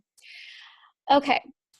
Can you build a funnel on Instagram? Not totally. You have to have a separate funnel platform. So the way that and this goes in with what if you don't have a website, but you want to have a funnel? You can use something like ClickFunnels or like Infusionsoft, or there's some other ones as well, where you can build a standalone landing page. You can even buy a domain for it. You can buy hosting for it, but it's really just a funnel. It's not actually a full-on website with multiple pages. So you can build that without. Okay. And how you set up a funnel via Instagram, what you're going to do there is you're going to have in your link, you can have one link, have a link tree. So I have a link tree that has like 4 different things there. So when they go click on my link, it's going to take them and let them choose to opt into one of my freemiums. So, and we're there. You can go, if you want to go look at my link tree and get some of my freemiums, you're welcome to. They are under construction a little bit right now. So, okay. Good stuff. Amber, I do like ClickFunnels. I feel like ClickFunnels is the future of where things are going. I think they're doing a really good job to improve their platform. And I think they got a lot of good stuff going on. It is important to have a landing page. Landing page is important, website not so much, Donna. So why would you want to build a following of thousands of people if you can't convert them and you can't get them to go somewhere? So the landing page is what allows them to go there and start that process of purchasing from you. The website is the part that I don't think needs to be your first step. Now, some of you are diamonds and blue diamonds. Get a website. That's great. I'd love to talk through with you your website strategy. It makes sense. Premiums, sorry, not premiums, premiers, newbies, silvers, don't get a website. It's not a good investment. It's not going to have a good return for you right now, and it just doesn't really make sense. Okay. So we have a couple other things that we got to go through. Again, you guys, I wish I could tell you everything under the sun in order to tell you everything you need to know. It's 2 hours. Like, I'm doing my best. Am I telling you a lot of good stuff though? Are you learning at least, some meaty things that you can use? If so, give me a shout out, because we're trying to squeeze as much in as we can, but it is 2 hours of your life. So, okay, so we're good. So couple more things, couple more principles that are pretty critical that we want to go over. Next one is, we got to talk email marketing versus chatbots. Sorry about the graphic. It was smaller when I first looked at it and it looked good. So email marketing versus messenger. Email marketing has an average open rate right now of 23%. And I say they're lying on that. I don't know anybody who's getting higher than 12% on a consistent basis. Now, I can send out a specific email to a specific group of people and get a 40% open rate. But when I'm emailing my whole list, that's like 12%. And their average click-through rate is going to be anywhere between 1.5 to 3.5%. So you have to send out a lot in order to get a little. And what happened there was Gmail killed the email marketing. So Gmail separated out their folders and created a promotions folder. So all of you, when you registered for this, probably my email went to your promotions folder and you had to go look for it to be able to find the login information, right? So move me to your main folder. I promise I only send you really great content. But if you want, weekly tips and updates on our blog and stuff, move me to the main folder. Otherwise, you'll never see me. So my email list 2 years ago had 26,000 people on it. And then I watched it just get less and less engaged. And finally, I was like, you know what? Clean out anybody who's not engaged. We're down to 6,000 engaged people out of our 26, right? And even then, on an average week, we're going to have a 12 to 13% open rate. So, and out of that, we'll have 2% click, 2 to 3% click. It still is over 500 people a week that are opening my stuff. So email marketing's not dead, but it's not the first place I would choose to build if you don't already have a database. Messenger, on the other hand, is doing amazing things. So Messenger has an average open rate. So this is Facebook Messenger. So Messenger has an average open rate of 90% click-through rate, 90% open rate. That's huge. Their click-through rate, though, is 30%. So if you take a 6,000 person email list versus a 600 person messenger email list, your messenger is still going to be able to produce because the open rate and the click-through rate are so high. So the programs that you would be using for this would be ManyChat is probably, there's other ones, but ManyChat's probably the most established and most user-friendly platform. So what you do there, just like with email marketing, you have to get people to opt in. So you run an ad to get people to opt in to your messenger, and then when they opt in, whatever free thing you offered them, you just have it delivered straight into Messenger. And now they're subscribed to your Messenger bot, and you can send them communication through there. It does not move like the same way the email marketing campaigns did. It just doesn't, because when you ask them a question, you have to give them like a choice. Like, are you a brand new newbie? Are you somebody who has been building online but is frustrated? Are you looking for information for your team? Or are you an online marketer who's killing it, and why are you even listening to this webinar, right? Like, you're gonna need to be able to distinguish, and then they choose which one they are, and then based on their answer, they get a follow-up. So they call them flows, and that's how chatbots work. But chatbots are about to become more powerful because Facebook just announced that they are merging, so excited for this, they are merging Messenger with Instagram's DM and with WhatsApp.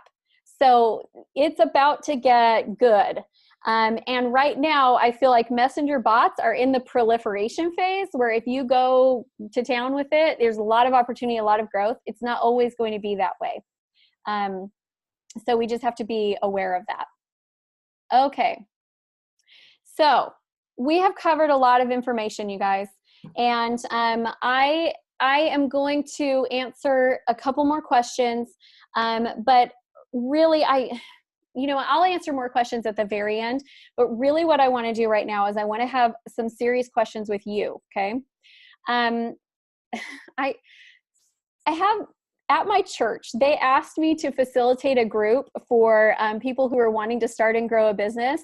And I was a little hesitant to say yes because I know who I am, right? But I said yes. And at the end of it, I had people in that group who were like so fired up about their business. And I had people who had quit their business. And they were like, yeah, you know what I really learned from you is I don't want to be in business. I don't want to be a business owner. And to that, like, I'm sorry, not sorry. Okay. So understand that some of you are sitting here and you're going, wow, I wanted to build online because I thought it would be easier, and because I don't like talking to people and I hate doing classes, and I thought this might be a way that I could make $1 million and not have to do work. This sucks. Okay. So if that's you, I'm sorry and I'm not sorry. I think it is better for you to admit that, building online is not for you than it is to think that you're building online, spend years doing it, be frustrated with it and overwhelmed by it. I think sometimes it's really good to say, you know what? I'm glad I know about that because now I know it's not for me. So there may be some of you listening that you feel pressure to have to build online. There's no pressure. You don't have to build online. You absolutely do not. It's working the old school way. Right? You may have to talk to more people than you would have had to talk to 2 years ago. You may have to overschedule because you have more cancellations. All those things are normal because you've gone through that first initial rush of nobody knew who you were or what you did. But, there's a lot of great things too. Now you have brand recognition. Now you have case studies. Now you have, backing, and there's a lot of proof of concept there. So you can continue to grow the old school way, and that's fine. And you don't need to feel any pressure that you have to build online. Some of you are sitting here going, okay, I've been wanting to build online and now I actually understand how it works. And this is really exciting, but I have a lot to learn. That's great. I'm super excited for you because you're right. There's a big learning curve, but you can absolutely do this and you can make it work well. And some of you are like, I'm in. I'm doing it. Like, this is exactly what I've been looking for. You're filling in some gaps for me. Let's go. Let's do this.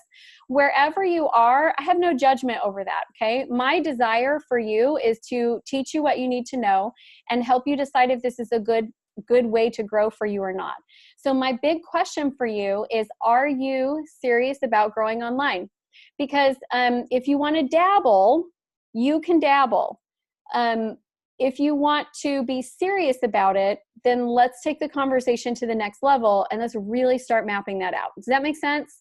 So I'm going to actually stop the screen share for just a second because I want to see where you guys are at. Again, there is no judgment. There's no one size fits all way to build your business. So is there anyone on here that doesn't want to build online? Like you're sitting here going, traditional sounds good. If you don't want to build online, put in don't want to. And if you're serious about building online, go ahead and put in I'm serious. I just want to see where we are. Because when I taught this last week, I had some people who were like, yeah, I don't want to build online. Great. Okay, where are we at? Okay, a little overwhelmed. I have that effect on people, Allison. What I will say is I do hold hands really well to help you get through, but I do have a little bit of that like, whoa, I just drank from a fire hydrant effect. Okay, don't think you want to build marketing funnels. Okay, that's totally fine if you don't want to build them. Okay, good stuff. So we got a mix. We got a mix of people who are really serious about building online. We got a mix of people who are like, you know, I want to probably do some Instagram, want to build a little bit of a following, have some conversations, but don't really want to build it all out. Totally fine. You guys get to be wherever you want to be. Okay. So let's take the conversation to the next level for those of you who are realizing like, hey, I want to take it to the next level. Those of you, I'm going to give you permission too. Those of you who are realizing this is not what I want to do, cool. I like wish you all the best. I feel like my gift to you is I saved you a lot of time of watching other people's stuff and trying to figure out if you wanted to build online. But you are welcome to go if you feel like this isn't for you and you get a little bit of bonus time. You're welcome to stay till the end too. There's not like any secret initiation club that's happening. Let's kind of, Michelle and Megan, both is always my answer. Thank you. I would have totally done you guys a disservice if I did not say that. Those of you who are going to be building online, I absolutely, you have to continue to build the traditional way as well, because your online stuff is going to take some time to start working. And if you look at, so I know I keep using Jill as an example because I love her. She does such a good job with this. So Jill, blogger, frontline bloggers, everybody else, not bloggers. Guess how they build traditionally? They're not doing YouTube. They're not rocking on Instagram. They're building the traditional way. So you have to have both components. Otherwise, what happens is you have terrible retention and you become like this constant in, constant out. And it's not a lot of fun to build that way. You want people to stick. You want traction. You want to build leaders. So the traditional build absolutely has to be part of your business. So Michelle, Megan, thank you for reminding me. Allison's on board with that too. Guys, cannot stress that enough. You got to do both. All right. So let me go back in. Okay. And Eric is full throttle. I love that. I have a friend actually, that's his branding tagline, full throttle experience. So, okay. So if we are serious about growing online, we need to take that conversation to the next level and look at what that looks like. Now, I am showing you, doing my best to kind of peel back the curtain and show you what needs to happen in order for you to get there. It's not magical. It's very formulaic. There's very specific components there. So what I am going to do is show you what needs to happen and also show you, if you want to do this with me, what that looks like. So let's kind of jump in and go through here. I do have a digital marketing and sales mastery course, digital marketing and sales mastermind that I'm doing a doTERRA specific group. I have not done a doTERRA specific anything in 4.5 years. So normally what I do is all my doTERRA clients play with the rest of my business clients and it all works super smooth. But just because there's a high demand at the moment, I am doing a doTERRA specific course. Just once, I had somebody ask, will I do this mastermind again? I do this mastermind all the time. I just don't do it doTERRA specific. So here's how it works. And then let me show you what are the steps that you're going to build. And this next, not this one, but the next slide, you're going to do this with or without me. Okay. This is what needs to happen with or without me. But if you're interested in joining the mastermind, the way that it works is it's a 6-month program. We meet every other week. So twice a month for 60 minutes. We do a mastermind call. I personally lead this. So you're working with me, talking with me. You get ongoing support via Marco Polo. So we have a Marco Polo group. If you have questions or like you got something wonky, like, hey, this post is totally bombing, but I don't know why, you can put those types of things into the Marco Polo and get feedback from the group and also from me. It's really focused, heavily focused on implementation, and you have regular report on your progress. So the way that it works is the first call of the month is training. I train you what you need to do, give you the step-by-steps, and then you work on it for 2 weeks. And then at that mid-month call, what we do is we come in and we see what you have been working on, and I give you feedback on it, and then you can go and finish it out. So if you're somebody who loves to learn but doesn't love to do, this class and this experience would be frustrating for you because it's all, I mean, we're working on it. Like you're building things as you go. So here's my recommendations for what you do and even the order that you do it in. So first month, what we do is we work on your branding, your avatar, and your messaging, and we help you establish a strong platform. So during that month, you're going to be writing about who you want to work with. You're going to be doing, deep diving, figuring out your messaging. You're going to be starting to get that brand, the visual brand. You're going to be hiring a designer, getting a logo. And that doesn't have to be expensive. I mean, you could hire that out overseas and get a good one for pretty cheap, but that's going to happen in the first month. The second month is going to be your social media content map. So you're actually going to be creating and testing your content to get it up to par and start finding out what is connecting with people, where you're getting traction, and start growing that following. Your third month is where we're building your freemium and your landing page. So whatever that free thing is that you're going to do, we're building it, we're getting the landing page in place, and we're getting that going. Your fourth month is your nurture and conversion sequences. Your fifth month is your 7-point marketing plan. I can't stress this enough. One funnel does not a business make. It just doesn't. It takes a full-scale marketing plan in order for your business to really thrive and grow. And so in that month, we're going to be looking at all the things you're doing for marketing. We're going to be looking at your referral programs within your group. We're going to be looking at what are some things that you can do to market to your existing team to increase sales by even 10%. I mean, a 10% increase is humongous. We're going to be looking at the in-person things that you do, events, summits, vendor booths. We're going to be looking at all of it and creating a plan and a calendar for the entire year, because your digital marketing is a really critical piece of your marketing, but it's not the whole thing. And then the last month, we're working on strategic team building. So now that we're building the following, and by 6 months, you guys, by 6 months, you should have a following somewhere, wherever you've decided to put it, whether it's on YouTube or whether it's on Instagram or whether it's on LinkedIn, you will have a following by that point. Now we've got to start getting our strategic team builders who are going to build this business with us so that we can then duplicate and really expand and grow. So that's what we do in this 6-month program. It is going to be doTERRA specific. It starts in April. Actually, I'm solidifying the meeting date right now. So I want to share a little something with you. One of the lessons that I learned the hard way in business is that money replenishes itself, but time doesn't, okay? So I just got back, because I really do invest in my education to keep up on trends, because if you're talking marketing, you have to. It's not optional, you have to. So I just got back from a conference that cost me a couple $1,000s to go to, okay? So it's Traffic and Conversion Summit. It's a great digital marketing summit. There was over 80 classes there. My butt was sore, my hand was sore, I wrote a ton. And the reason why I was so excited to spend that $2,000 for 3 days, okay? Get that, $2,000 for 3 days. We're talking 5-6 months here. I'm talking 3 days.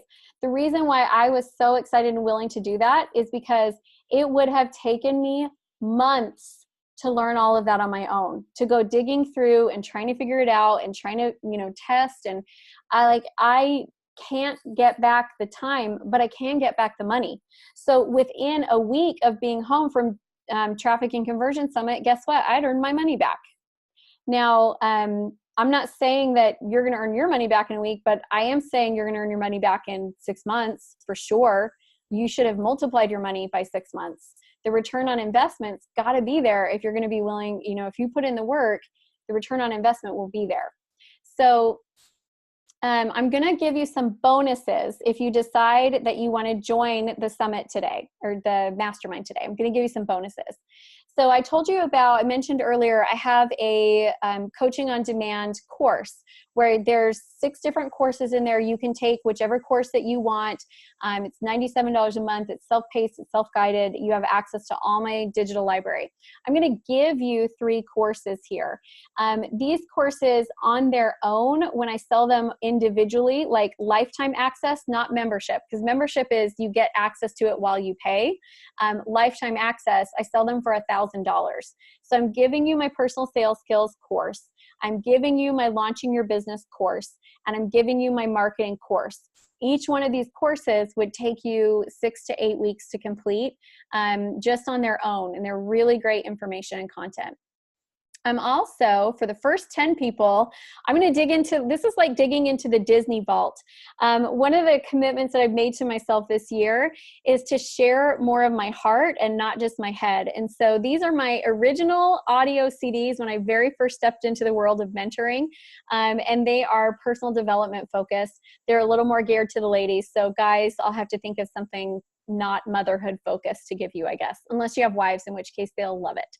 So for the first 10 people, you're going to also get access to my old school CDs, helping you to better balance motherhood and family, helping you to have better relationships, and feel like you have more peace along the journey of growing your business. Because I know that when you're growing your business, there's a lot.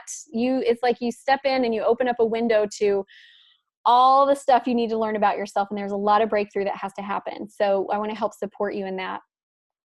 The other, oops, where did I go? My slideshow ended. Weird. I had another page. Okay. So my last page got eaten by the slideshow monster. So what I am going to offer to you, if you are really serious and you're looking at this and say, yeah, Amanda, I'll give you access to that since Amanda's already got a spot in this group. So since you are here today and you are spending your time with me, I mean, your time is your most precious commodity that you have. So since you are doing that, I want to give you some special offers.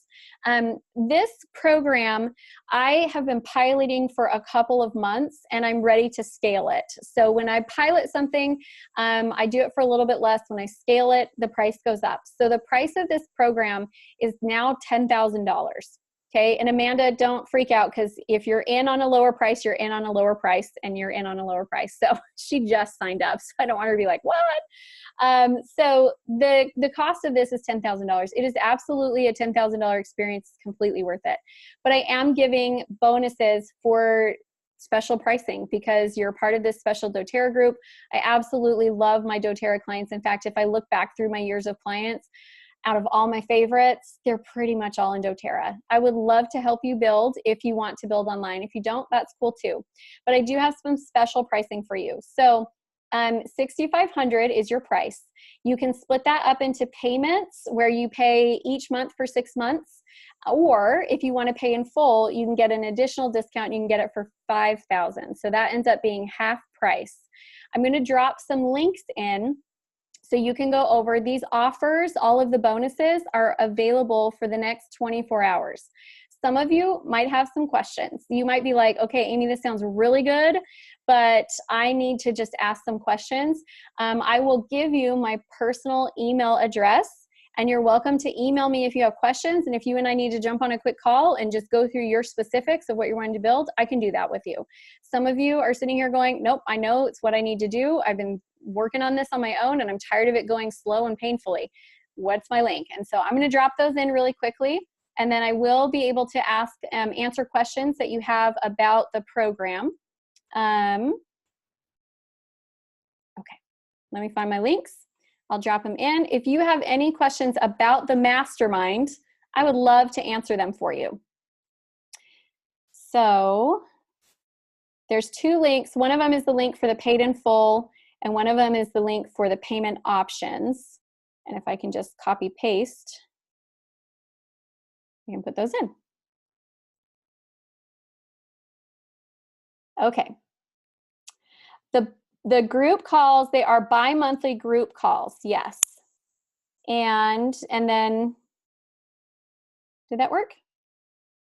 Trying to put the links in. You will have access to the recording from today. Oh, there they go. Now they're going in multiple times. Okay.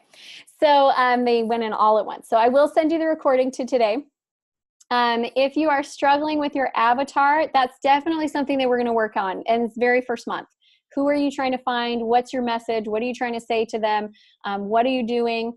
There are no one-on-one calls with me in this program. My one-on-one coaching programs start at $25,000. So this is a group program. There's going to be about 15 to 20 people in the program. So it's not a huge group program. You know, like sometimes you do a group program and there's 2,000 people in there and there's no way you're getting your questions answered.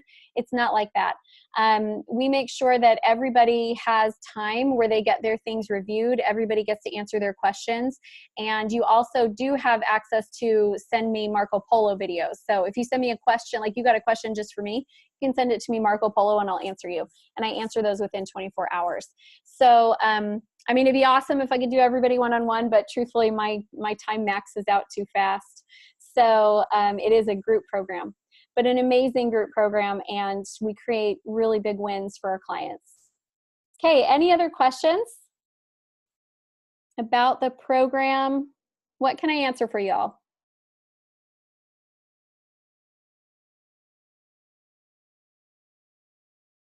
Okay, I'm going to check over here too.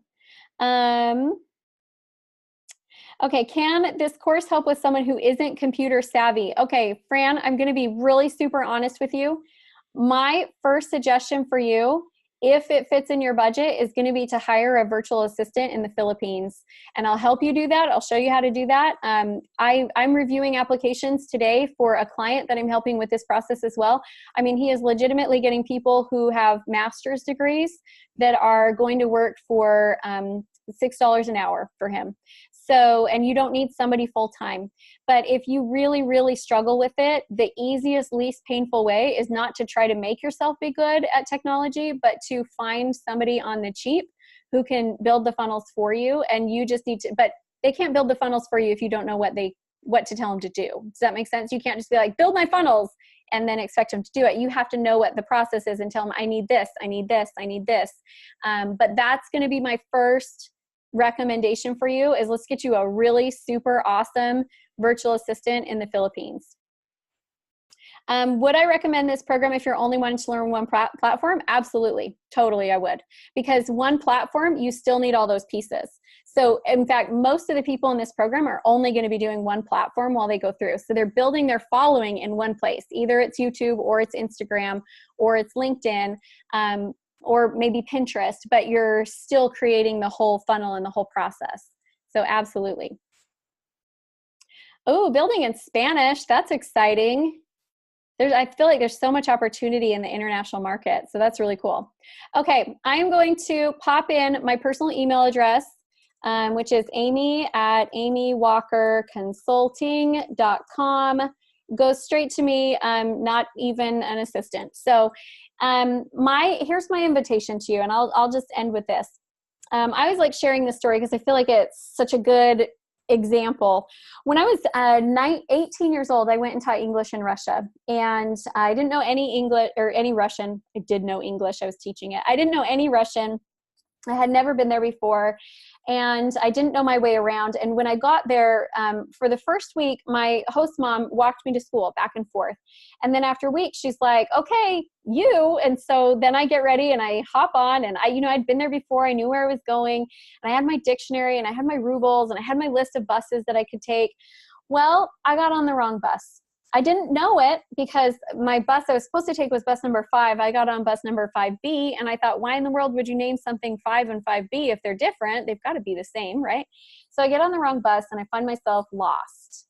And I am in a place that's not where I intended to go. All of a sudden I'm lost, and I thought, you know what? I'm going to fix this. I'm going to fix it. So I pulled out my dictionary and I started asking all the old ladies I could find, Gdzie Koltsovskaya? where is Kaltsovska? How do I get there? And they start telling me, and I start walking, and then they tell me and I start walking, and they tell me and I start walking. And after like an hour of this, I find myself back in the same place. So I don't know if any of you have ever done that, where you felt like you were working super hard, but you're literally covering no distance. Like you're just not getting where you want to be, but you're working really, really hard, putting in a lot of effort. That's where I was. So I did the smart thing, not smart. I did it again, because that makes sense. If something's not working, let's just do it again, right? So I did the same thing. Gdzie Kaltsovska? And they would answer me in Russian. I didn't understand. They would point and I would walk. And then I did that again. And after the second time, I was in the exact same place. But this time I was really scared, and I was really frustrated, and I was really overwhelmed, because by now I've been lost for hours, right? Like it's been hours that I've been wandering around this town of 1 million people. And now all of a sudden I'm realizing that I don't have what it takes on my own to get there. And so I did what all good Christians do. I started praying, because I was like, okay, Lord, you did not send me to Russia to die on the side of the road. Like, I'm not about this. So you got to send me some help. You got to show me what to do. So I was in that process of asking for help and asking for guidance when I saw this boy in front of me. And it was very clear, go ask that boy for help. And I was like, no, I don't think that one. Like, I'd rather have like a nice grandma. I don't really want to ask a boy. So, but it was clear, go ask that boy. So I tapped on his shoulder, and he turned around. He was like super old man. He was probably like 35. I'm older than that now. But at the time when I was 18, he seemed really old. And I asked him, where's Kaltsovska? How do I get there? And he answered me in Russian. I started crying, because literally I did not understand. I knew where I needed to go, but I was not understanding the process. But the difference with him was he offered to walk me there, to walk with me. And he did. He offered me his arm, and he walked with me to my school. And within 30 minutes, I was there. Whereas I had spent hours, probably 3.5 hours, being lost, trying to figure it out on my own. He got me there in 30 minutes, and I paid him. And I have never been so happy to pay anyone in my life. So I will be fully transparent and tell you that I'm not for everybody. If you don't want to get in and work hard and build stuff and get stuff done, this is not going to be the program for you. It's not a spectator program. But if you're really committed to growing your business, and you just want somebody who's been there, done that before, and you want to be able to get there a little quicker, then I'm going to offer you my arm, and I'm going to walk alongside you and alongside, 15 to 20 other awesome doTERRA builders, and we are going to crank this out. No two people will have the same funnels. I do not believe in one size fits all content and one size fits all funnels. I believe we've got to create something that's unique to you, that has your unique voice, and then build the systems to make it work. So you got 24 hours of these prices. $6,500 if you want to do payments, $5,000 if you want to pay in full. If you have questions, because these offers, it's 24 hours. So if you have questions, email me now, because if you and I need to jump on a call and talk, we're going to have to talk, because I do have other appointments scheduled today and tomorrow also. So I invite you, if this is feeling like the right fit for you, I invite you to join us. We're going to start at the beginning of April. We'll be working through the next 6 months. At the end of it, you will have a funnel, you will have a following, you will have a marketing plan for the year, and you will have a strategic plan for how to how to find and recruit the right types of builders who already have their own pool of influence and have the ability to grow more quickly. And from there comes all of the rewards, right? Like, if you can have those things in place, from there comes all of the rewards. So thank you so much for being on with me today, and for your time, and for enduring when my sound quality went bad, and all of the brain dump of information that I gave to you guys. I really appreciate your time. Thanks so much for being on, and I look forward to being connected with all of you. Have a great day, everybody.